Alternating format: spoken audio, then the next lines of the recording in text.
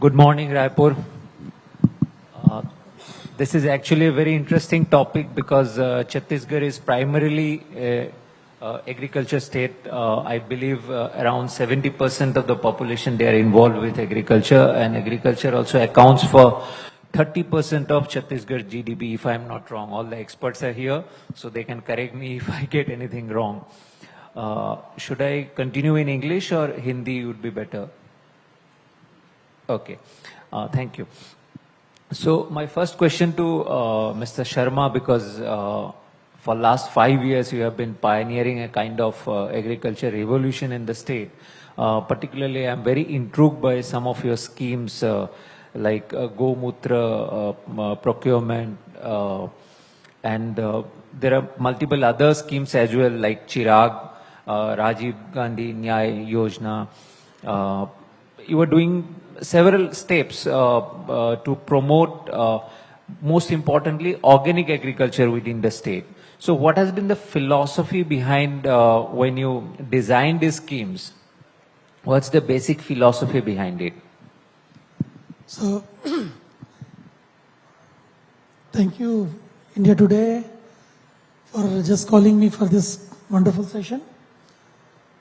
Actually, we, Bhupesh Baghel ji, Honorable Chief Minister, and many others who are actually shaping this kind of agrarian schemes are belonging from the same background. We are basically agrarian people. So when we grew up in the village, तो जब हम गांव में बड़े हो रहे थे, for larger audience it's good to speak in Hindi. So जब हम गांव में बड़े हो रहे थे तो उस समय हमारा गांव बहुत अच्छा था, बहुत प्रॉस्परस था, बहुत कल्चरल था और बहुत ही ज़्यादा वैल्यू सिस्टम से भरा हुआ था.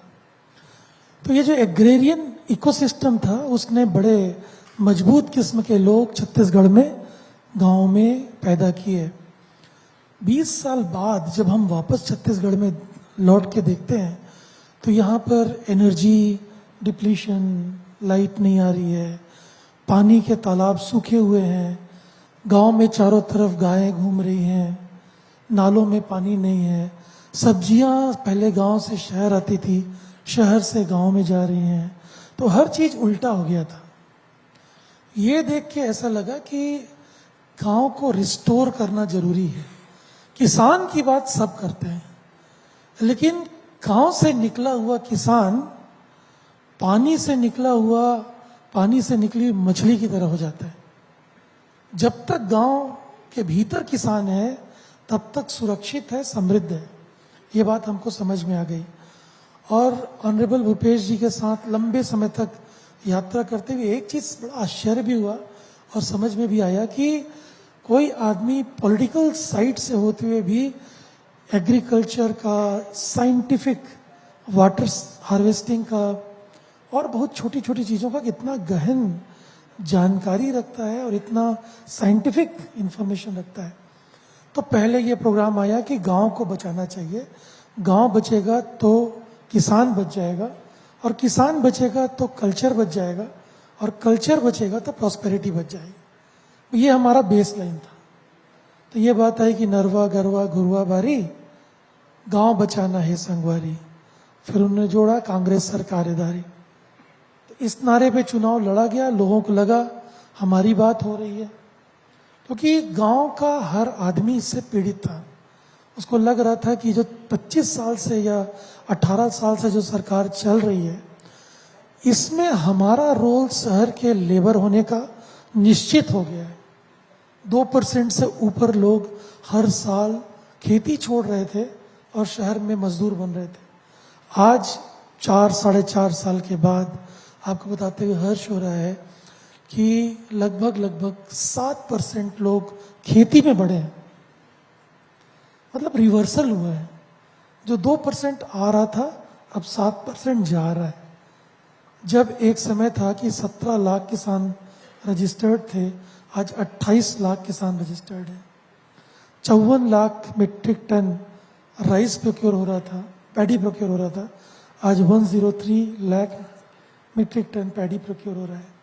गांव में महिलाएं अपना वो खेल खेल रही हैं.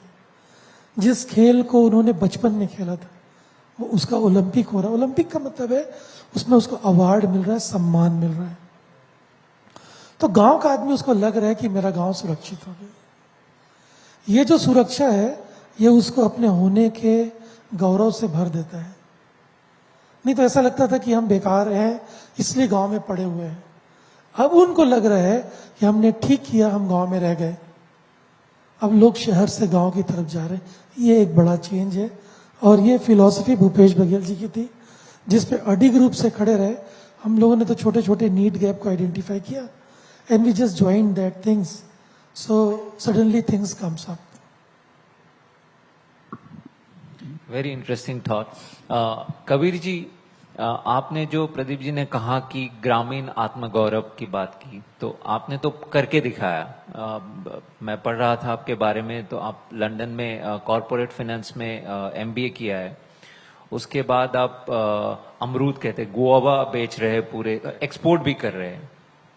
तो ये थॉट प्रोसेस कैसे आया? क्या आपका छत्तीसगढ़ के इकोसिस्टम ने हेल्प किया? और साथ में मैं ये भी सवाल पूछ लेता हूं कि कोई और आपके जैसा इतना नहीं देखते हैं हम, तो ये क्यों इतना कम होते हैं कि आप बाहर पढ़ के आए? क्योंकि इंडिया में आप कहीं बोल भी रहे थे कि हमारे यहाँ जो एनवायरनमेंट है, क्लाइमेट है, वो सब कुछ कंड्यूसिव है कि एग्रीकल्चर को हम प्रमोट करें विश्व में। तो ऐसा ये थॉट प्रोसेस क्यों नहीं आता? मेरा दो ही सवाल है एक साथ कि छत्तीसगढ़ के इकोसिस्टम ने क्या आपको इंस्पायर किया और ये थॉट प्रोसेस ज्यादा लोगों में क्यों नहीं है? मेरा खेती चालू करने के पीछे मल्टीपल फैक्टर्स है। One of them being Chhattisgarh का एनवायरनमेंट इकोसिस्टम भी। पापा जी मेरे खेती कर ही रहे थे और कृषक परिवार से ही मैं हूँ। और जैसा कि सर ने बताया, मैं बिल्कुल गांव, rural area, core rural area को ही बिलोंग करता हूँ। और बचपन में मैंने सारे वो खेल खेले हैं बचपन में जो गांव में खेला जाता है, और वैसी मेरी परवरिश हुई है। लेकिन उसके साथ साथ, अच्छा, मेरे पिताजी धान उगाते थे पहले, शुरुआत उन्होंने धान की खेती से की। साथ ही साथ उन्होंने थोड़ा कैश क्रॉप पे स्विच किया, हॉर्टिकल्चर में सब्जियां उन्होंने स्टार्ट किया। और फिर उन्होंने एक चीज़ अपने दिमाग में बिठा ली थी कि एजुकेशन बहुत इंपॉर्टेंट है, और जब तक एजुकेशन नहीं आएगा तो नेक्स्ट जनरेशन शायद इसको और बेहतर नहीं कर पाएगी। तो वो मुझसे बोले कि पढ़ने के लिए जहां आप चाहें तो वहां तक मैं भेज सकता हूं, ये उनकी इच्छा थी। एक टाइम आया जब मैं यूके में एमबीए कर रहा था, मैं फाइनल अपना प्रोजेक्ट रिपोर्ट बना रहा था। उस टाइम पे जैसे आपने बताया 70% डिपेंडेंट हैं हम एग्रीकल्चर पे, पूरा वर्कफोर्स। उस टाइम पे मेरे को फील हुआ कि क्यों नहीं मैं वापस जाके खेती ही करूं, या एटलीस्ट एनालाइज तो करूं। और वापस आके मैंने वो शुरुआत किया। 6 एकड़ में गुआवा उस टाइम पे लगा था और 36 लाख का रेवेन्यू था। और मैंने फिर पापा जी से पूछा कि हमारे पास बाकी की जमीन है, हम उस पर क्यों नहीं लगा रहे हैं, सिर्फ 6 एकड़ तक ही सीमित क्यों है, और क्या हम रेंट पे और लेके नहीं लगा सकते? तो पिताजी ने कहा कि बिल्कुल लगाओ। तो मैं बोला फाइनेंशियल असिस्टेंस अवेलेबल तो होगा, स्टेट में भी होगा, सेंट्रल गवर्नमेंट के पास भी होगा। तो उन सब स्कीम्स को, तो फिर थोड़ी जो पुरानी मानसिकताएं हैं किसानों की कि कौन दौड़ भाग करेगा, कौन चक्कर काटेगा ऑफिसेस के, और पेपर वर्क और डिलेड थोड़ा सा। और जब मैंने भी शुरुआत फिर चालू किया पता लगाना, तो वाकई में जो रियल कॉस्ट है आज की तारीख में खेती के लिए, और इस तरह की खेती जिसकी मैं बात कर रहा हूं, उसका और जो गाइडलाइंस अवेलेबल हैं वो रिवाइज नहीं है। सेंट्रल गवर्नमेंट के पास भी, स्टेट गवर्नमेंट के पास भी स्केल ऑफ फाइनेंसेस में बहुत डिफरेंस है। वो इसलिए है क्योंकि ये सब क्रॉप्स न्यूली इंट्रोड्यूस्ड है।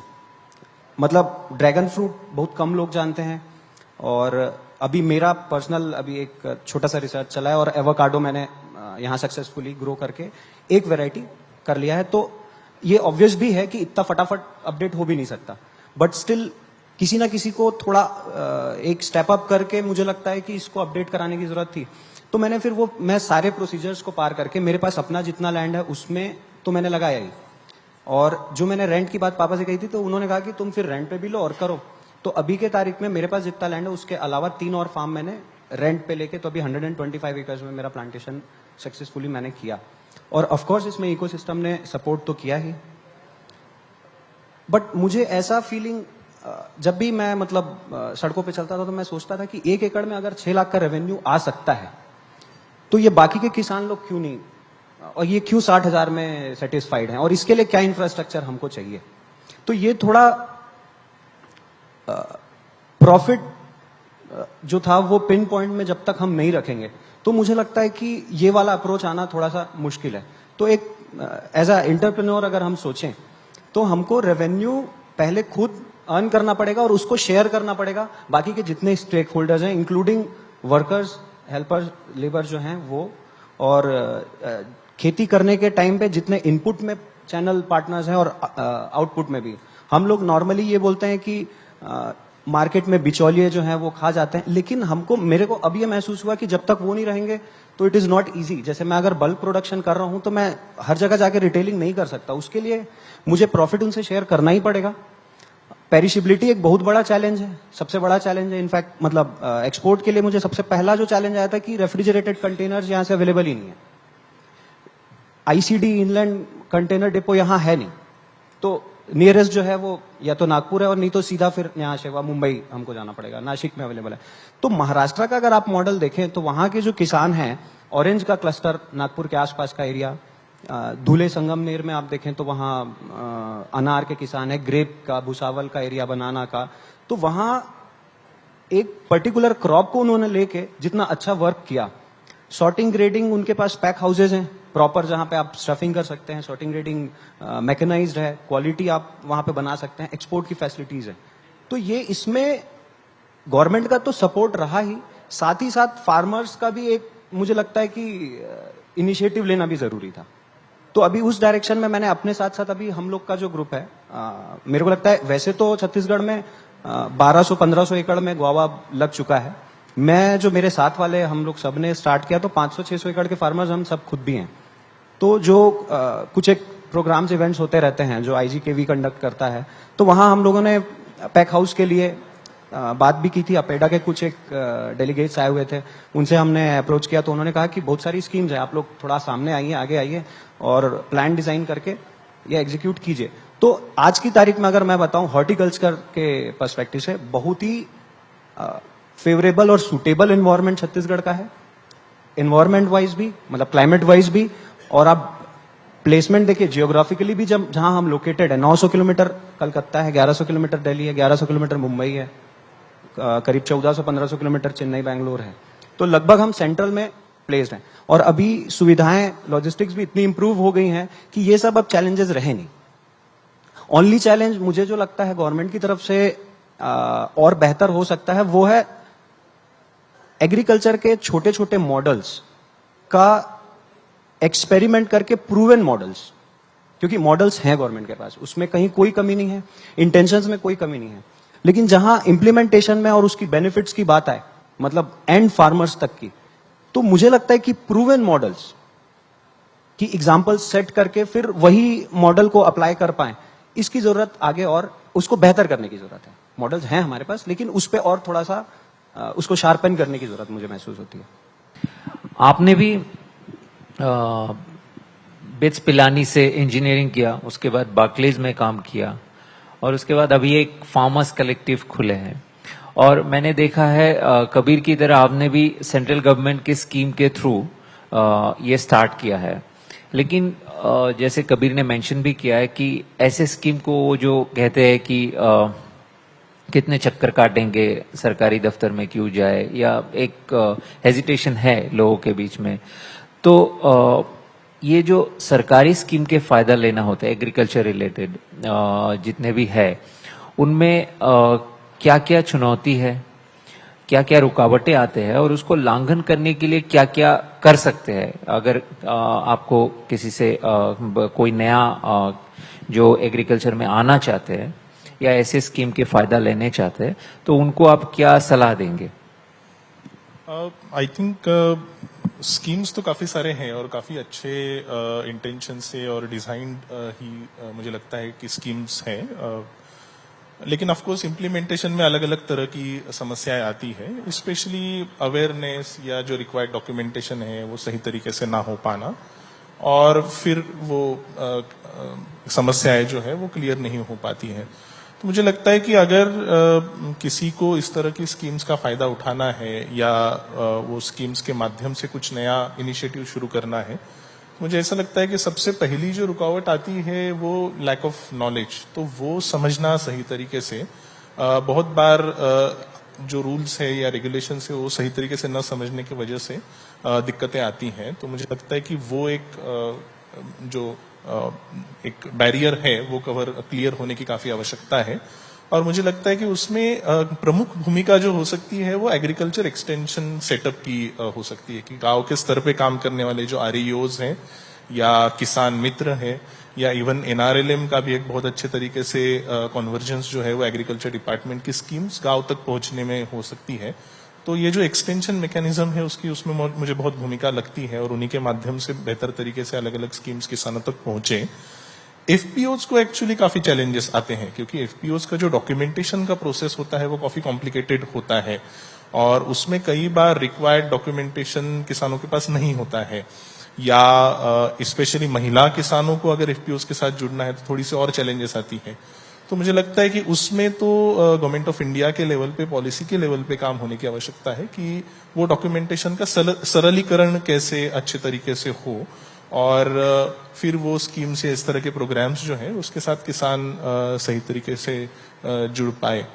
बट आई थिंक काफी सारे प्रोग्राम्स हैं जिनका अगर सही तरीके का नॉलेज हो तो कोई किसान या किसानों का कलेक्टिव अगर आगे आके कुछ करना चाहता है तो काफी अवसर है, ऐसा मुझे लगता है डेफिनेटली। हमारे बीच doctor Girish Chandel Indira Gandhi agriculture university के वाइस चांसलर पहुंच चुके हैं, उनका स्वागत है। लेकिन मेरा दूसरा सवाल धनेश्वरी जी से है। मैंने सुना है कि आपने काउडंग से एक पेन बनाया है जो सरकार अपने डिपार्टमेंट्स में इस्तेमाल भी करेंगे, तो ये कहाँ से शुरुआत हुआ ये पेन बनाने की बात, और आप कैसे इसमें जुड़े? सबसे पहले मैं इंडिया टुडे को धन्यवाद करना चाहती हूँ, मैं जो इतने बड़े मंच में बुलाए।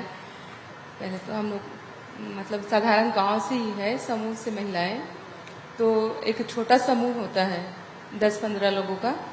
फिर पिछले 2020 में पता चला कि गोधन न्याय योजना का, तो हम लोग सब महिला समूह मिलके आपस में मीटिंग किए, फिर एक संघ बनाए वहाँ से नगर निगम जोन 8 से।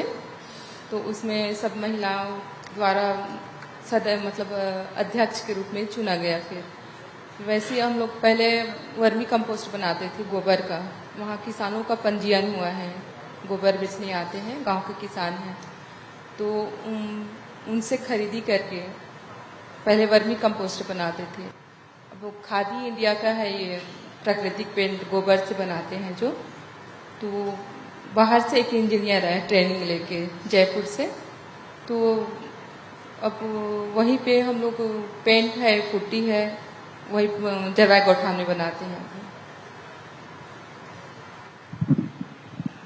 डॉक्टर चंदेल, छत्तीसगढ़ में जो ट्रेडिशनल उपज है खेती के, उसको छोड़ के अब हम देख रहे हैं कि रबर प्लांटेशन, बैम्बू प्लांटेशन, इन सब में भी आगे बढ़ रहे हैं। आपके यूनिवर्सिटी ने अभी एक केरला के इंस्टीट्यूट के साथ एग्रीमेंट भी साइन किया है, तो किस लिए ये रबर प्लांटेशन की तरफ जा रहे हैं और ये छत्तीसगढ़ को कैसे मदद करेंगे? जैसा कि आपने अभी बताया था कि रबर प्लांटेशन जो है उसके साथ हमारा एमओयू हुआ है।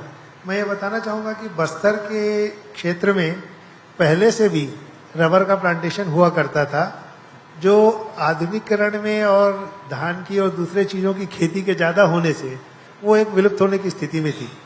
तो हम लोग अब ये प्लान कर रहे हैं कि जो रबर प्लांटेशन के लिए जो होस्ट प्लांट होते हैं उस पर अगर हम रबर के लिए जो भी हमारा एमओयू साइन हुआ है और रिक्वायर्ड जो ट्रेनिंग का प्रोग्राम है वो भी हम बस्तर में रह के हमारे जगदलपुर स्टेशन के द्वारा उसको कराएंगे। तो ये जो वनाच्छादित हमारा जो क्षेत्र है वहाँ पर एक नई ऊर्जा के साथ फिर से हम उसको रीइंट्रोड्यूस कर रहे हैं। तो मुझे लगता है कि ये जो फार्मर इनकम डबल करने की बात है और जो चीज़ों की बात है उसमें ये एक बहुत अच्छा कदम होगा, और आने वाले समय में एक और ऑप्शंस होगा वहाँ के लोगों के लिए कि हम एक इस तरीके से रबर के उत्पादन में भी भाग दे सकेंगे। रबर अपने आप में बहुत अच्छा उत्पाद है जिसके बहुत से उपयोग हैं और बाजार में बहुत से उसके खरीदार भी अवेलेबल हैं। तो एक तरीके से रेडी मार्केट अवेलेबल है और हम उसको बैक एंड सपोर्ट करके अगर हम इसको आगे बढ़ाएंगे तो मुझे लगता है कि ये किसानों के लिए एक आर्थिक स्रोत अच्छा बन पाएगा। एक और सवाल है आपसे। मैं पढ़ रहा था कि क्लाइमेट चेंज छत्तीसगढ़ में जो एग्रीकल्चर आउटपुट है इसमें इम्पैक्ट डाल रहे हैं, रेनफॉल का वेरिएशंस हो रहे हैं, तो इसके वजह से पेस्टिसाइड की यूसेज भी बढ़ रहे हैं और आप लोग यहाँ पे फोकस करते हैं कि ऑर्गेनिक उपज हो। तो ये दो जो समस्या है, क्लाइमेट चेंज के प्रॉब्लम और पेस्टिसाइड के यूसेज, और जो साथ में क्लाइमेट चेंज की वजह से जो जो और प्रॉब्लम्स किसान फेस कर रहे हैं, तो इन सब के लिए आपके तरफ से एक्सपर्ट के हिसाब से क्या सुझाव आप सरकार को देना पसंद करेंगे?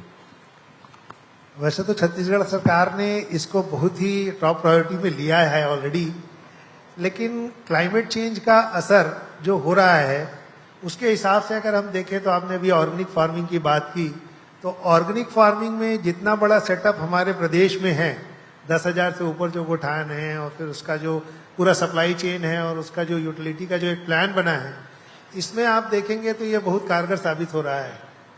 दूसरी चीज है, क्लाइमेट चेंज में जनरली हीट और ड्राउट का स्पेल बढ़ रहा है। रेनफॉल जो है वो एक शॉर्ट पीरियड में बहुत ज्यादा हो जाता है। जैसे कि छत्तीसगढ़ में एक कहावत होती थी कि भादों के महीने में भी जो पानी आता है, जैसे अभी हम देख रहे हैं अभी भी हमारे यहाँ पानी गिर रहा है, लेकिन जो धान की उपयोगिता है या धान के लिए उसमें अलग अलग टाइमिंग के हिसाब से या ग्रोथ पीरियड के हिसाब से हमारे पास वैरायटी अवेलेबल है। उसके हिसाब से हम क्लाइमेट चेंज में क्या हरुणा धान लगाएंगे कि 120 दिन की लगाएंगे कि 140 दिन की लगाएंगे, तो इस तरीके से हमारे पास पूरी टेक्नोलॉजी अवेलेबल है जो उस रेनफॉल पैटर्न के अनुसार एडजस्ट करके कैसे चलेगी। दूसरे और उत्पाद हैं, जैसे अगर ये एक फेल हो जाता है कोई क्रॉप, तो उसके लिए कोई दूसरे उत्पाद के लिए जो बीज की व्यवस्था है वो हमारे विश्वविद्यालय स्तर पर, सरकार के स्तर पर की जा रही है। तो एक तरीके से कंटिजेंसी प्लान जो बनाना है बना रहे हैं और इस पे हम आगे बढ़ रहे हैं। दूसरा एक मुख्य मुद्दा है, अगर आप देखेंगे तो क्लाइमेट चेंज की सभी चीजें निगेटिव नहीं है। आप देखिए अभी हमारा रेनफॉल पैटर्न पहले 15 जून से होता था, वो अब जुलाई के आसपास आने लगा है। रिट्रीट में भी हमको रेनफॉल मिल रहा है, तो हमको रबी की फसल के लिए हम आगे बढ़ पाएंगे। तो ये एक बात है। छत्तीसगढ़ में आज से 15-20 साल पहले शायद हम गेहूं का उत्पादन नहीं करते थे, आज हम गेहूं का उत्पादन कर रहे हैं। तो ऐसी तकनीक है कि गेहूं के उत्पादन के लिए जो पंजाब या हरियाणा का क्षेत्र था उसके अनुसार छत्तीसगढ़ में भी आ रहा है। हमारी वेराइटी ने, हमारे यहाँ की एक वेराइटी है जो बिलासपुर स्टेशन है, उनने एक बहुत अच्छी हीट टॉलरेंट वेराइटी निकाली है। तो इस तरीके से जो तकनीक में बीज का उपयोग, रिसीडिंग जो रेंज आती हैं तो सॉइल वाटर कंजर्वेशन करके उसका कैसे करेंगे, जो नरवा प्रोजेक्ट है ये अपने आप में बहुत ज्यादा सपोर्ट कर रहा है रबी की खेती को भी बढ़ाने में। तो क्लाइमेट चेंज के लिए जो भी तकनीक अवेलेबल है उसको हम लार्ज स्केल में कैसे किसानों तक पहुंचा पाएंगे और आगे बढ़ा पाएंगे। और एक कंटिजेंसी प्लान हमारे पास है जिसमें हमारे सरकार का जो कृषि विभाग है वो त्वरित गति से आगे बढ़ता है और हम उसके लिए बैकएंड जो सपोर्ट सिस्टम है वो हम रखते हैं। So basically it's about turning adversity into an opportunity. लेकिन इस विषय में मैं पूछूंगा प्रदीप जी से, आप लोग जैविक खेती के बात करते हैं लेकिन साथ में मैंने ऐसे स्कीम भी पढ़ा है जिसमें ड्रोन के हिसाब से फर्टिलाइजर स्प्रिंकल कर रहे हैं, तो ये जो दोनों कॉन्ट्राडिक्टरी बात है, इन दोनों को बैलेंस करने के लिए सरकार और आप क्या सलाह देते हैं और क्या क्या स्टेप्स उठा रहे हैं आप लोग?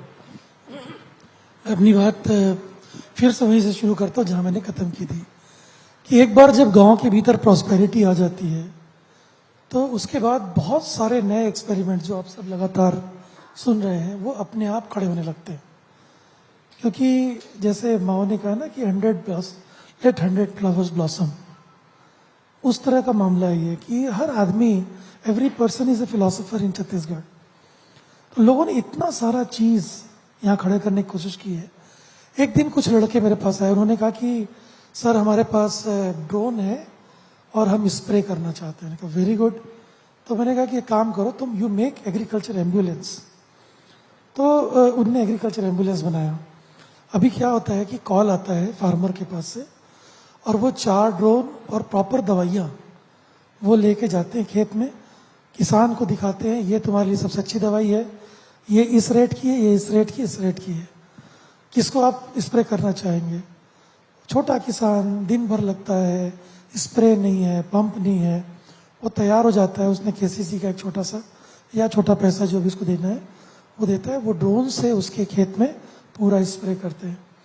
एक साल में उन लोगों को करीब करीब 3000 एकड़ का पहला इनको ऑर्डर मिला। पहले साल में इनका ब्रेक इवन आ गया। ये लड़के सब बाहर से पढ़ के आए थे, कोई ऑस्ट्रेलिया से पढ़ के आया था, चंद्राकर है, ये भी पढ़ के आए।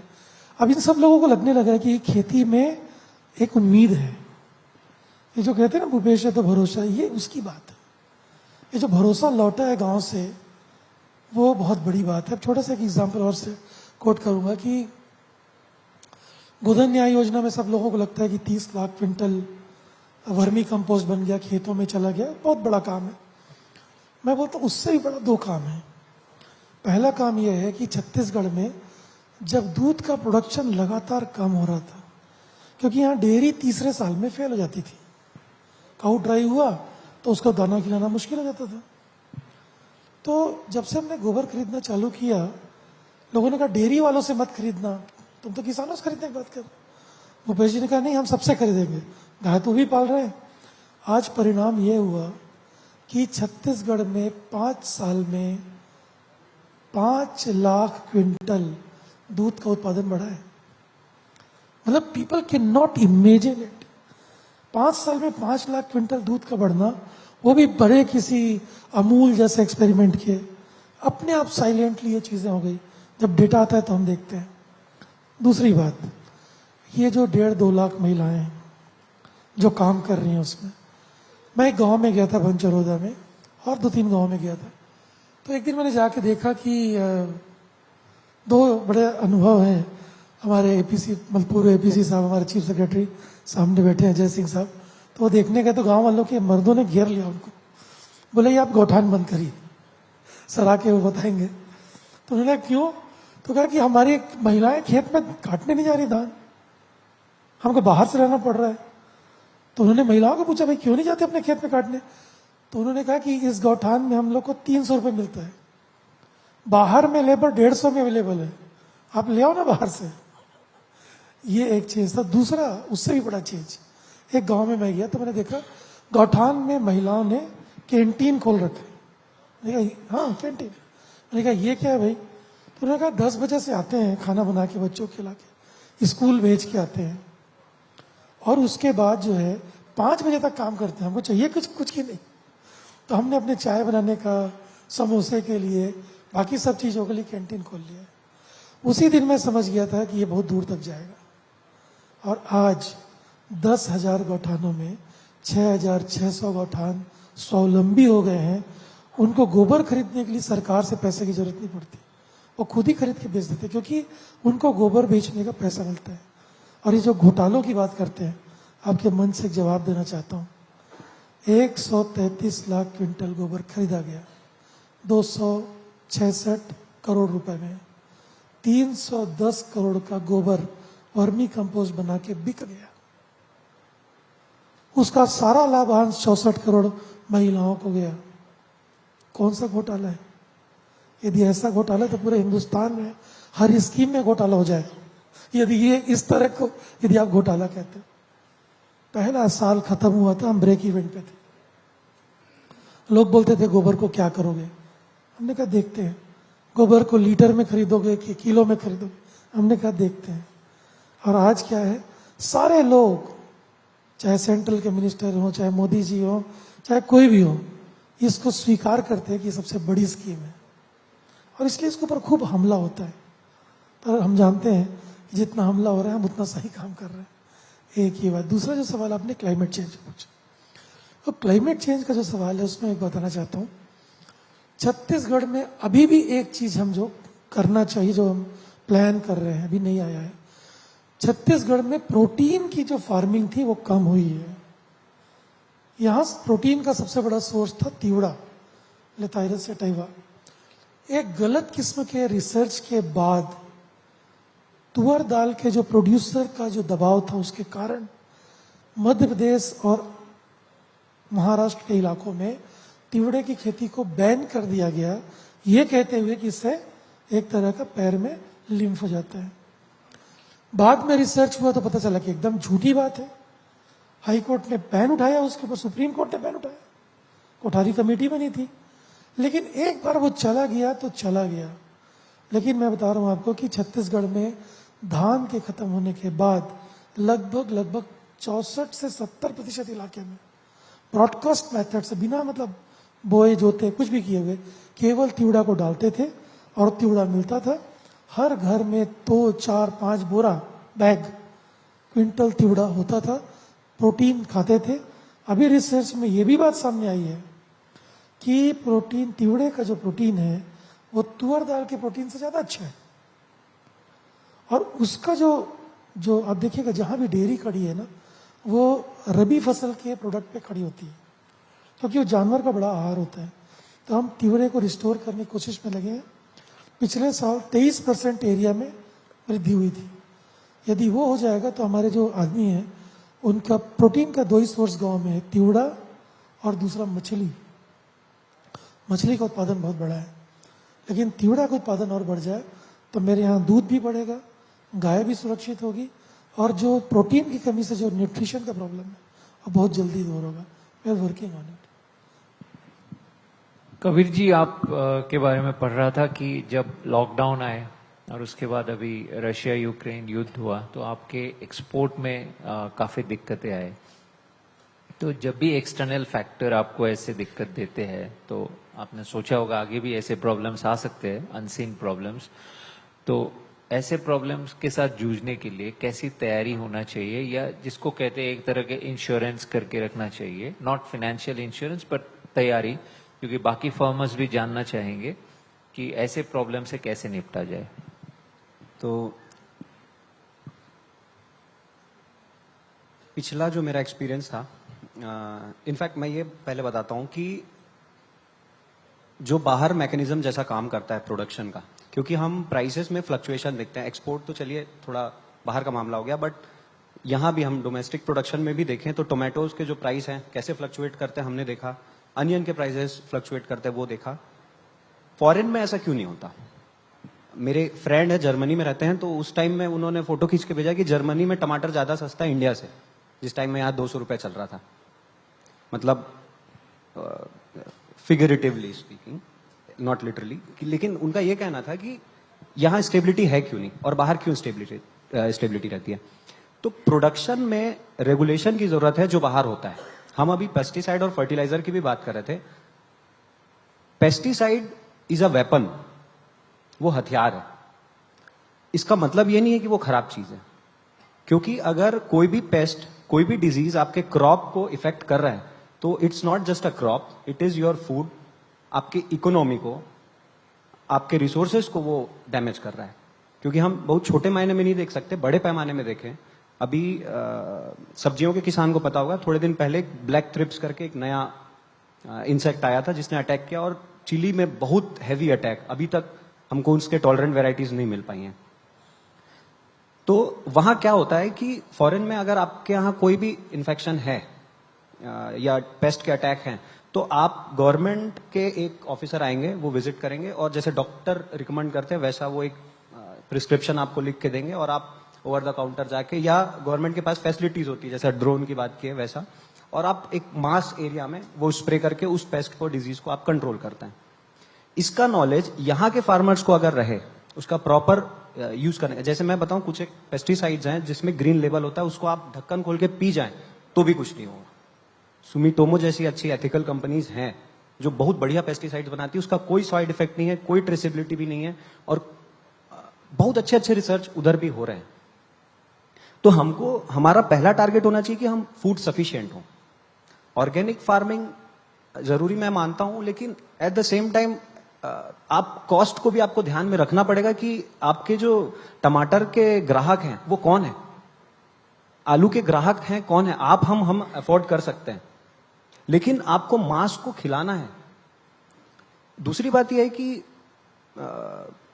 जो कंपोस्ट खाद है, या हम लोग यूज करते हैं सारा चीज, और अभी इनफैक्ट चंदेल सर है, आईजीकेवी ने जो एनपीके कंसोर्टियम बनाया सर, इतना गजब का फॉर्मूला है, मतलब उसका मैं ब्रीफ में बताऊं तो जो कंपोस्ट हम यूज करते हैं उसके अंदर होते हैं बैक्टीरियाज, वो बैक्टीरियाज हमारे काम के होते हैं। तो आईजीकेवी ने क्या किया कि वो बैक्टीरियाज को निकाला, उसको प्रॉपर ब्रीड करके और बहुत ही किफायती रेट में, शायद 80 या 100 रुपए लीटर में हम लोग को अवेलेबल कराया। गजब का कदम इफको ये पहले कर रही थी और जो प्राइवेट कंपनीज है वो 500-500 रुपए लीटर तक बेच रही थी। तो ये बहुत अच्छा इनिशिएटिव था। हम लोग जीवामृत और ऐसे कुछ और टेक्निक्स हम लोग यूज कर रहे थे। तो ओवरऑल मुझे ये लगता है कि प्रोडक्शन के मामले में नॉलेज का होना बहुत जरूरी है। पेस्टिसाइड्स को एज अ वेपन और रेगुलेशन की जरूरत है। दूसरा रेगुलेशन की जरूरत है प्रोडक्शन पे। अगर ऐसा कोई रेगुलेटरी अथॉरिटी हो, ऐसा कोई इंफॉर्मेशन सेंटर हो जहां से हमको ये जानकारी मिल जाए कि भाई इस साल टमाटर का खपत इतना है, जैसे हम अपने घर में मम्मी से पूछें कि साल भर में हमको दाल कितना लगता है, चावल कितना लगता है, शक्कर कितना लगता है, उनको आइडिया है। गवर्नमेंट अगर ये बता दे कि हमारा लोकल कंजप्शन इतना है और आप अगर इतना लगाएंगे तो इतना सरप्लस होगा या इतना डेफिसिट होगा, 15-20%, 25-30% प्लस माइनस इज ओके। तो इतना बड़ा फ्लक्चुएशन हमको देखने को नहीं मिलेगा। और ये रेगुलेशन फॉरेन में होता है, ब्राजील जैसी कंट्रीज में होता है। एक्सपेक्टेड कॉस्ट, एक्सपेक्टेड प्रोडक्शन, सारा कुछ पहले से फोरकास्टेड रहता है। वेदर ऊपर नीचे तो हो रहा है, तो उसके लिए जो मार्जिनल डेफिसिट या सरप्लस है उसके लिए भी व्यवस्थाएं होती है। तो मेरे को लगता है कि ये रेगुलेशन का होना, अगर गवर्नमेंट इस पे थोड़ा फोकस करे तो मुझे लगता है कि बहुत हेल्प हो जाएगी फार्मर्स। पॉलिसी मेकिंग होना चाहिए इसमें। जी। संक्षेप में आकाश, क्योंकि एक बहुत अहम मुद्दा उठाया है कि जो जैविक प्रोडक्ट्स होते हैं वो एफोर्डेबल नहीं होते हैं, बहुत कम लोग खरीद पाते हैं। वो अच्छे होते हैं लेकिन नहीं मिलते। तो क्योंकि आपके जो फार्मर कलेक्टिव है ऑर्गेनिक फार्मिंग पे काम करते हैं, तो बहुत ही संक्षेप में, क्योंकि समय की कमी है, इसको कैसे एफोर्डेबल किया जाता है? सरकार की मदद तो ठीक है, लेकिन आप जब प्रोड्यूस करते हो तो तब कैसे किया जाए? आई थिंक ये जो सवाल है ना, ये बहुत बार आता है सवाल, और मुझे ऐसा लगता है कि इसमें ना दो तरह से सोचने की आवश्यकता है कि सही में एफोर्डेबिलिटी जो हम लोग चाह रहे हैं, is it at the cost of farmers? क्योंकि अगर हम लोग वाकई में देखेंगे, सही में कॉस्ट ऑफ कल्टीवेशन अगर हम लोग कैलकुलेट करने की कोशिश करेंगे, तो जो भी अनाज पूरे बाजार में बिक रहा है, फल सब्जियां सब बिक रही हैं, एक तरह से हम लोग ये कह सकते हैं कि कहीं ना कहीं it is being subsidised by the farmers in a way. Nationally अगर हम लोग ये देखेंगे तो ये जो हमारा थॉट प्रोसेस है कि पूरा अनाज या ये फल सब्जी ये सब चीजें बहुत अफोर्डेबल होनी चाहिए, मुझे ऐसा लगता है कि इसके ऊपर भी कहीं ना कहीं हमें सोचने की और सवाल खड़ा करने की आवश्यकता है, specially for the class which can afford, है ना, middle class, higher middle class, ऐसा। तो ये बहुत समझने की आवश्यकता है। और भारत में अभी की तारीख में इस क्लास की संख्या भी काफी बढ़ी हुई है। तो ये पहले तो हमें समझने की कोशिश करनी चाहिए। तो जब कभी ऑर्गेनिक प्रोडक्ट्स मार्केट में थोड़े से महंगे हमें होते हुए दिखते हैं, तो उसमें कहीं ना कहीं ये भी प्रयास होता है कि किसानों को सही तरीके का रिम्यूनरेशन कैसे मिल पाए। ये एक प्रयास मुझे लगता है होता है। लेकिन उसके आगे जाके अगर हम लोग ये देखेंगे तो ऑर्गेनिक प्रोड्यूस अफोर्डेबल होने के लिए जब लार्ज स्केल पे ऑर्गेनिक फार्मिंग एडॉप्ट होने लगेगा, जैसे शुरुआत में जब ऑर्गेनिक फार्मिंग हो रहा था, तब किसानों को मिलने वाला प्रीमियम ऑर्गेनिक प्रोड्यूस में और अभी के तारीख में मिलने वाला प्रीमियम जो है उसमें अंतर है। इसका मतलब ये है कि कहीं ना कहीं मार्केट जो है वो एडजस्टमेंट हो रही है जैसा ऑर्गेनिक चीजों का प्रोडक्शन बढ़ रहा है मार्केट में। तो मुझे लगता है कि large scale adoption of organic farming is one way of ensuring कि वो जो ऑर्गेनिक प्रोड्यूस है जो हेल्दी है वो केवल मिडिल या अपर मिडिल क्लास के लिए एक्सेसिबल ना हो, तो वो समाज के ऐसे क्लास के लिए भी अवेलेबल हो सकता है कि जो आज के तारीख में अफोर्ड नहीं कर पा रहा है। तो मुझे लगता है कि ये दो चीजों का हमें ध्यान रखने की बहुत जरूरत है। मेरे पास और भी सवाल थे, लेकिन अब समय की कमी है, समय समाप्त हो चुके हैं। आप सबको बहुत बहुत धन्यवाद इंडिया टुडे के इस कॉन्क्लेव में जुड़ने के लिए। Thank you so much.